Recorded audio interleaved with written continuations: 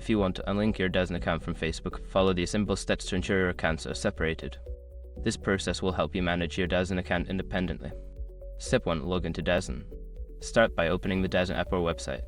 Enter your login credentials to access your account. Step 2. Access account settings.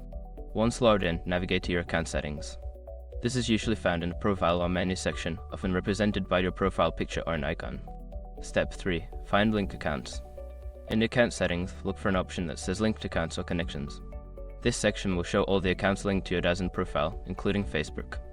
Step 4. Unlink Facebook. Locate the Facebook option in the Link Account section. There should be an option to unlink or disconnect your Facebook account. Click on this option to proceed. Step 5. Confirm unlinking. A confirmation prompt may appear asking if you are sure you want to unlink your Facebook account. Confirm your choice to complete the process. After following these steps, your DAZN account will no longer be linked to Facebook. If you have any issues, consider reaching out to DAZN customer support for further assistance.